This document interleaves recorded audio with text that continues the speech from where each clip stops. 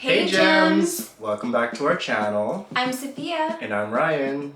And we're your skincare experts. So for this week's video, we're going to be talking about dry winter skin. So dry winter skin is something that naturally occurs with just the change in the season. There's less humidity in the air in the winter time, therefore causing your skin's natural water moisture to evaporate more quickly. This is called transepidermal water loss. So Ryan, what are some other causes of dry winter skin?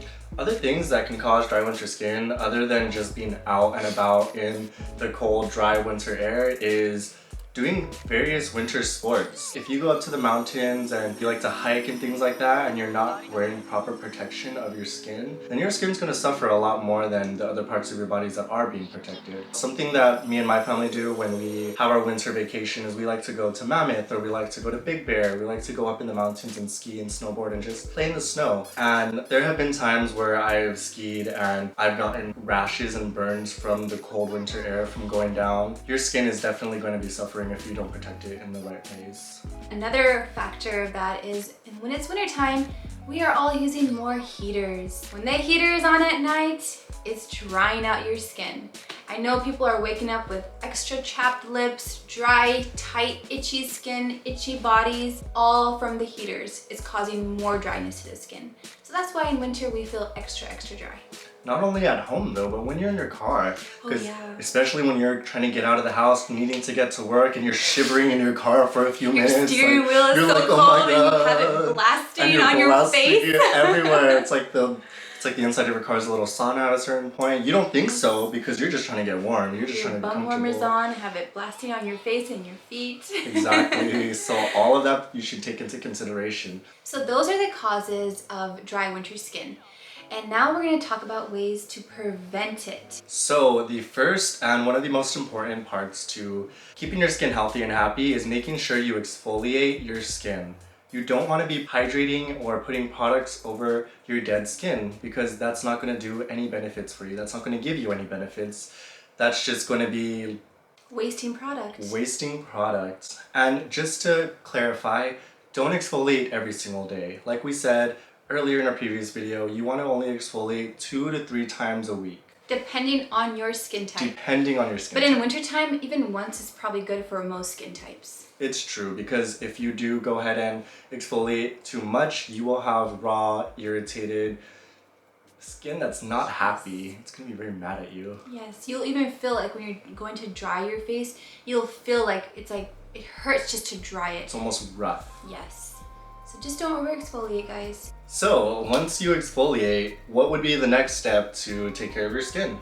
So we're gonna really think about that word hydrating. And whatever products that you guys do purchase, make sure they're high quality ingredients and products. That way you're actually getting the benefits properly like you're supposed to with those ingredients. Just because a product can say it has hyaluronic acid in there, doesn't mean it's coming from the best sources or even the highest content. So do your research, make sure you're using high quality ingredients and products. So on top of having a very hydrating and great ingredients and products for your skin, you also need to hydrate from within, meaning you need to drink water and stay hydrated.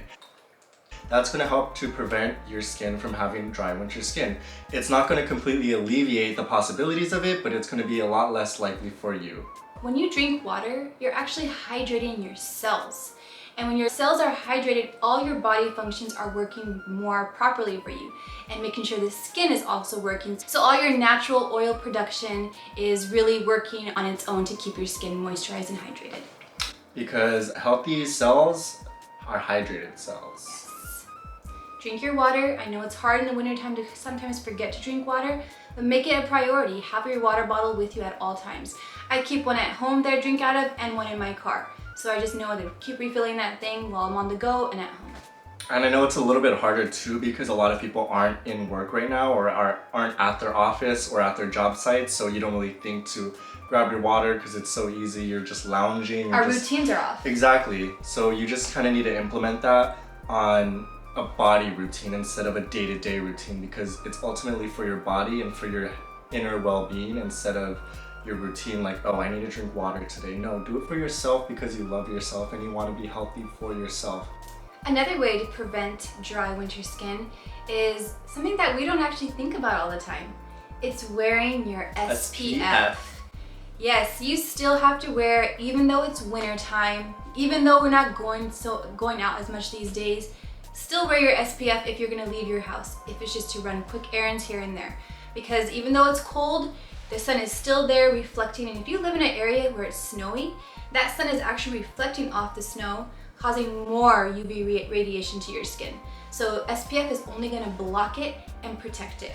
And not only that, but when it's cloudy and gloomy, a lot of people don't think that they have to wear SPF because they can't see the sun. The sun's not shining on me. When actually, in all reality, the sun's rays penetrate through even in clouds. And SPF is, think about it as another extra protective layer to just keep your skin moisturized so it's not evaporating.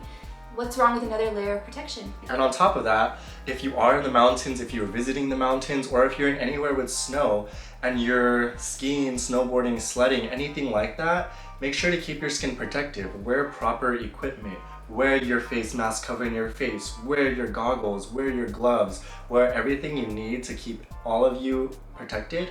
And not only that, but warm. Because it's cold out there. It's real cold.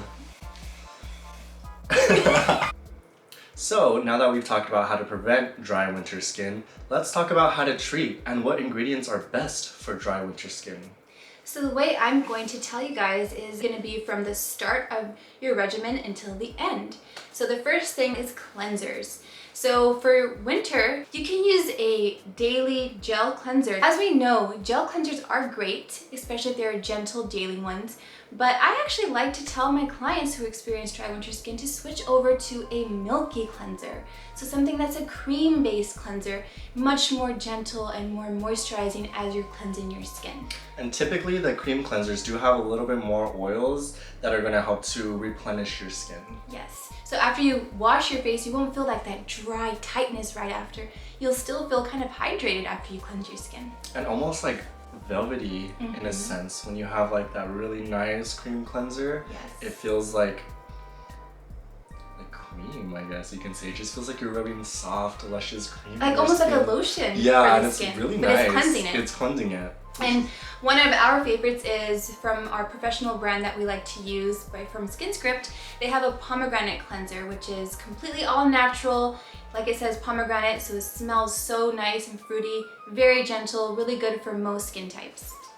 So once your skin is all happy and cleansed, the next step you're going to want to do in your skincare routine is a nice hydrating toner. So toners that have heavy water, hyaluronic acid, maybe some lavender, maybe some rose water, things like that are going to be very, very hydrating to the skin, and it's going to also help to tone your skin, kind of help to balance your pH again. I love a good hydrating toner. You guys don't know, I'm like a huge fan of them. I use them all year round. Just like something that's fresh and giving your skin that revived, Boost. Yeah, exactly. Yeah. So after you spritz on that toner and pat it into your skin, or after you go ahead and use it on a cotton pad and rub that into your skin, you're gonna go ahead and grab your serums. I just love serums in my regimen. It's one of my favorite parts. Serums are usually really concentrated, high quality ingredients that really penetrate into the skin due to their smaller molecule size. And you're gonna look for hydrating serums. I know a lot of people talk about hyaluronic acid. It's actually worth its hype. It's very good. It's a humectant, which means it's going to attract the water into the air and put it into your skin, giving your skin water and also plumping it up, reducing those fine lines, giving your skin ultimate hydration. Which is also a great anti-aging ingredient too. Anytime your skin is being plumped and hydrated, it's also anti-aging. 2 reasons. Another great ingredient to look for in serums is glycerin. It's also a humectant, so it attracts the water and keeps it onto your skin.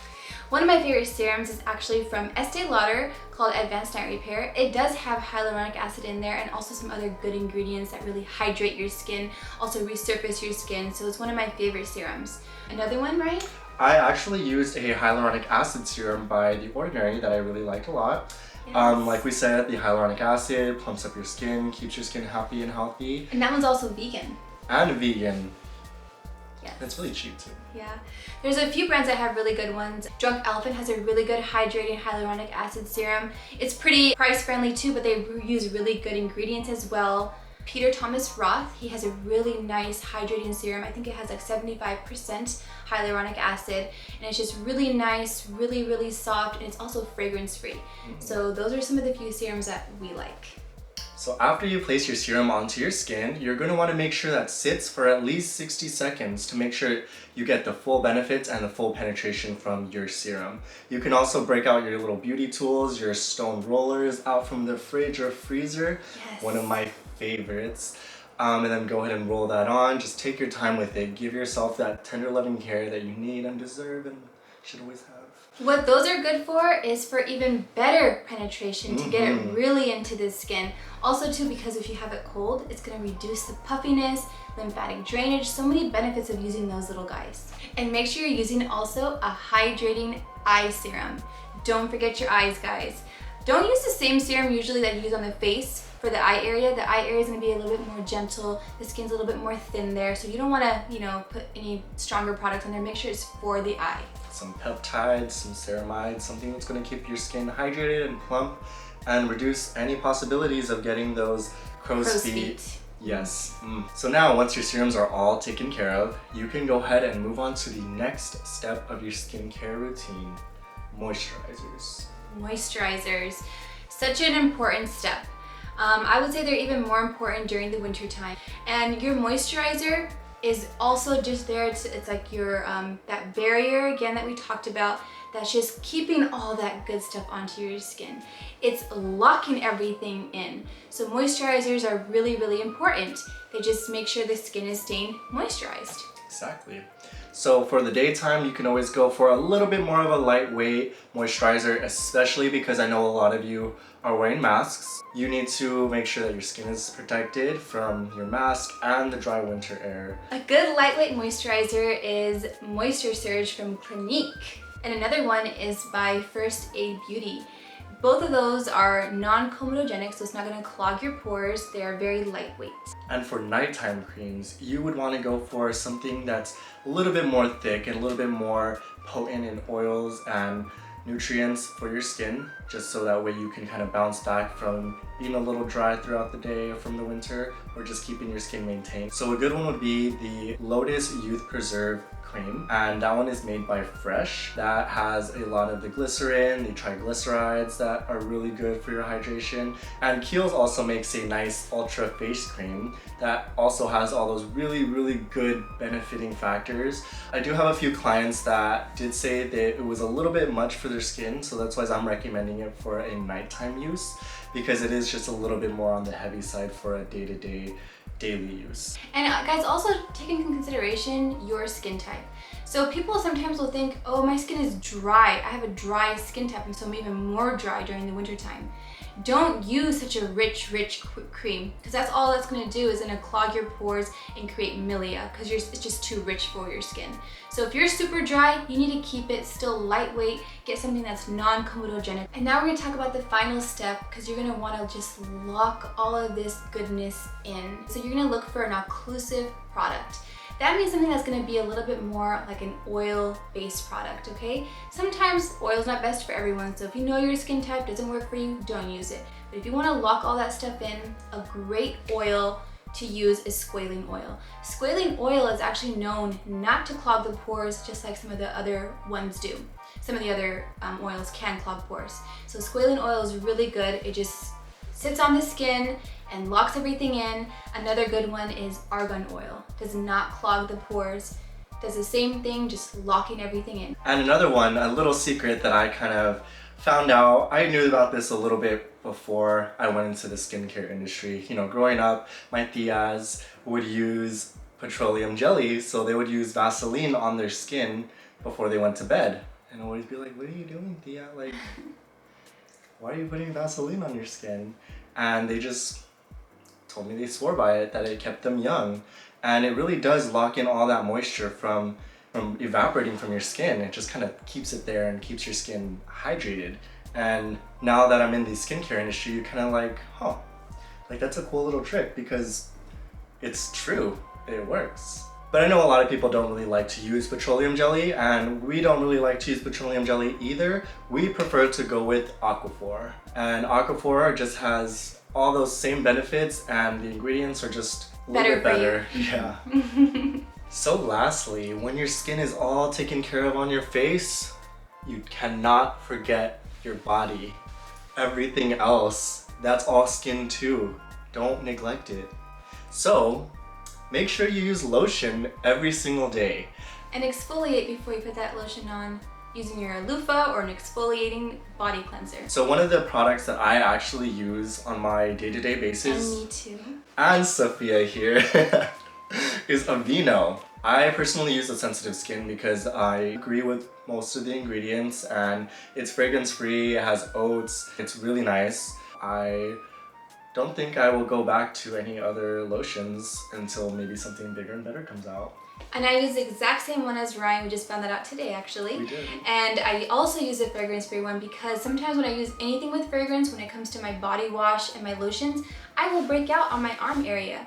So as soon as I switch to a fragrance-free body wash and lotion, the breakouts completely stopped. So I love the Aveeno fragrance-free one. It's really good. So this is the last step that you're gonna wanna include in your hydrating routine, is doing a weekly mask. You can even do them bi-weekly as well, because a hydrating mask, you can do it as many times as you need. Hydrating masks are really great because they are very rich, concentrated ingredients again, that are just gonna really sit on your face for that 20 minutes and give you that hydration that you need. And some great examples of a hydrating mask are, one of my favorites is from the brand Pharmacy with an F. They have a honey hydrating mask. Honey is one of those really great ingredients. It's super hydrating. It's also a humectant, just like hyaluronic acid, so it attracts the moisture into your skin. It's also warming. It has a warming effect to the skin, so it's just really good for that penetration. One of my favorite ones. So one of my favorite ones is by Dermalogica. It's a hydrating mask, and it is rich in vitamins A, C, and E, and vitamin B5, which helps to promote skin regeneration. We also love doing DIY hydrating masks. One of them you can do is actually using pure honey. Raw, unfiltered, organic honey. So you can use your honey and just coat your skin in that and let it sit for about 15 minutes. As simple as that. And you can also add some delicious ingredients like yogurt, one of my favorites, because it's also essentially lactic acid, so it's gonna hydrate your skin, but also kind of help brighten and resurface the skin. Oh, and you can eat it. Yeah, it's an added benefit. An added benefit, a little snack. Also guys, just a little, I guess, warning. Make sure that you are not allergic to any of these ingredients. When you're doing DIY masks and stuff at home, make sure that you don't have any allergies to anything before you just start making them at home and putting them on your skin. Because a little known fact is that organic ingredients actually are more likely to irritate your skin or even have an allergic reaction versus the chemically made facial ingredients. So other great hydrating natural humectant ingredients is also aloe vera, shea butter, another one. You can put that on your body. Wouldn't recommend for your face as much, kind of can clog pores. So in conclusion to our video, please let us know if you guys have any requests or anything else you want to see in our next coming videos. And don't forget to like, comment, and subscribe. Until next time, Gems. self-love, self-care, skincare. Drink your water. That's all you need to do for some of you. It's literally just water. I